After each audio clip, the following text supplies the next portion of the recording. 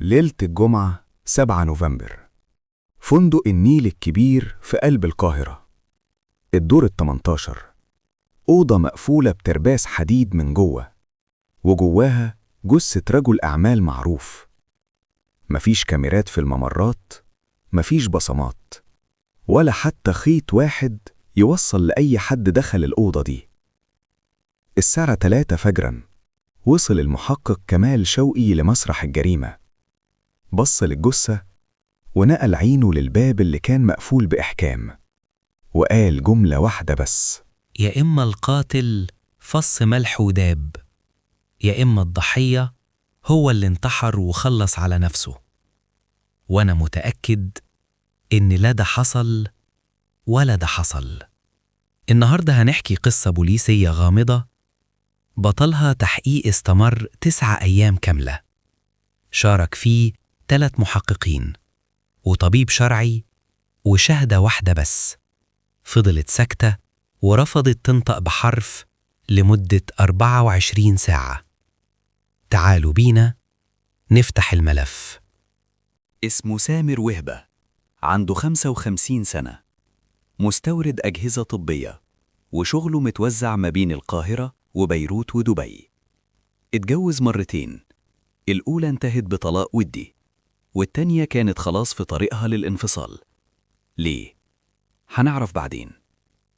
هو أصلاً عنده شقة في الزمالك، بس كان بيفضل يقعد في فندق كل ما يجي القاهرة لأسباب وصفها بالأمنية حسب كلامه لصاحبه. بس إيه هي الأسباب اللي تخلي واحد يسيب شقته ويروح يسكن في فندق؟ ده كان أول سؤال جه في بال المحقق كمال. آخر مرة حد شاف فيها سامر وهبة وهو عايش كانت الساعة 10:30 بالليل. كان قاعد في مطعم الفندق اللي في الدور الأرضي مع شخص ما كانتش هويته اتعرفت وقتها. أكلوا واتكلموا بهدوء، وبعد ساعة تقريبا الشخص ده قام ومشي، وسامر فضل لوحده يشرب قهوته. الباريستا اللي كان واقف قال إن سامر كان باين عليه إنه تعبان نفسياً، مش خايف بمعنى الكلمة، بس كأن في حاجة ضغطاه. دفع الحساب كاش، طلع الأسانسير، ومن ساعتها منزلش تاني. الساعة 9:30 الصبح، عامل النظافة ضرب جرس الأوضة رقم 1807.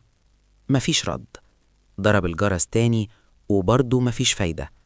حاول يفتح الباب ببطاقة الفندق، بس الباب ما فتحش، كان متربس من جوه. نادى مشرف الدور وفتحوا الباب بالطريقة الاحتياطية ودخلوا. لقوا سامر وهبة مرمي على الأرض جنب السرير.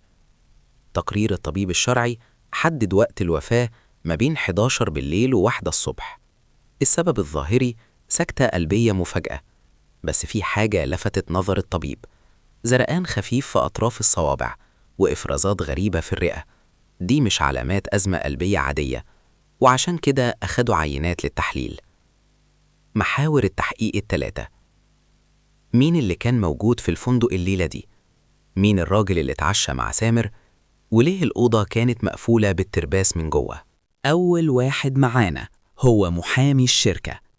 الراجل ده كان فيه بينه وبين القتيل نزاع على عمولة قيمتها $1,000,000. ادعى إنه كان في حفلة عيد ميلاد بنته طول الليل، بس صاحبه فتن عليه وقال خرج نص ساعة كده حوالين الساعة 11 وقال إنه رايح يجيب سجاير. والمفاجأة إن الفندق بعيد عن البيت 7 دقايق بس بالعربية. المشتبه فيها التانية، سلوى مراته. كانوا في إجراءات طلاق، وسامر كان هيستحوذ على الشركة كلها، يعني بعد 10 سنين جواز كانت هتطلع إيد ورا وإيد قدام.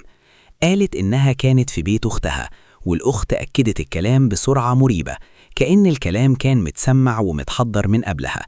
ولما سألناها عن سامر قالت كان بيحب القهوة سادة من غير سكر. الجملة دي بالذات خلوها في بالكم عشان هنرجع لها. أما المشتبه الثالث، طارق سعيد شريكه. المفروض إنه في دبي، بس كاميرات المطار لقطت وش شبهه بالظبط في رحلة وصول قبل الحادثة بيومين. الصورة كانت مهزوزة، والراجل اللي فيها كان لابس نظارة، وده مش من عوايد طارق خالص. اليوم الثالث، نتيجة المعمل وصلت، ومعاها كل الموازين اتقلبت. في دم سامر ظهرت مادة السوكسينيل كولين، وده مرخي عضلي جبار بيشل التنفس في دقايق، والمصيبة إنه بيتحلل في الجسم بسرعة البرق. يعني في الحالات العادية ما بيبانش في أي تحليل، بس الدكتور الشرعي كان عنده شك وطلب تحليل موسع بره الصندوق. هنا الحقيقة بانت، سامر ما ماتش بنوبة قلبية، سامر اتقتل، والقاتل كان عارف كويس قوي إن المادة دي مش هتسيب وراها أي أثر. المحقق كمال قعد 4 ساعات كاملة في الأوضة 1807 لوحده. لفت نظره كوباية قهوة فاضية جنب السرير. نزل سأل الباريستا في كافيه الفندق مين اللي طلع طلبات الغرف الساعة 11 إلا ربع بالليل. الرد كان ده موظف جديد بس قدم استقالته ومشي من يومها. لما رجعوا الكاميرات الأسانسير رصدت موظف شايل ترولي ونازل من الدور ال18 الساعة 11:03، يعني قضى فوق حوالي 18 دقيقة. طول الوقت كان وشه في الأرض كأنه حافظ أماكن الكاميرات وعارف يهرب منها، بس في لحظة غفلة رفع رأسه والكاميرا لقطت ملامحه. المحقق كبر الصورة، وهنا كانت الصدمة. الجزء السادس، كشف المستور، 47 دقيقة حتى 56 دقيقة.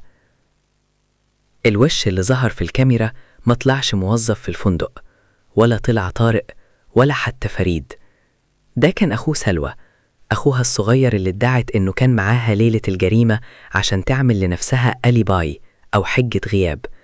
الحقيقة إنه هو اللي كان بيصنع لها الحجة، وهو اللي نفذ الجريمة بإيده.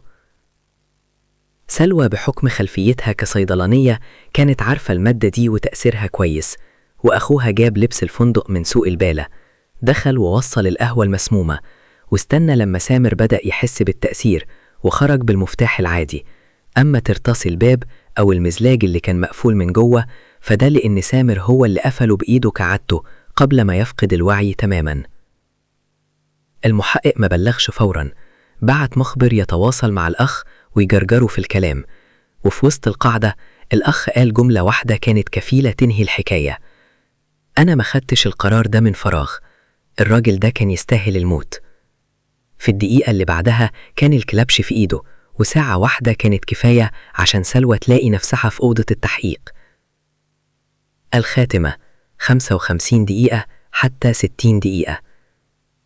المحاكمة استمرت شهور، الأخ خد حكم بالمؤبد، وسلوى خدت 10 سنين بتهمة التخطيط والتحريض. أما المحقق كمال فكتب في تقريره الأخير جملة واحدة بس لخصت القضية: كل جريمة بتفتكر إنها كاملة بيفضل فيها دايما حلقة واحدة مفقودة، المجرم نفسه. دي كانت قصة جريمة بلا أثر. لو القصة دي خلتك تفكر أو فاجأتك نهايتها دوس لايك وخليك معانا، ولو في قضية بوليسية شغلة بالك وعايزنا نحكيها اكتب لنا في الكومنتات. وسلام.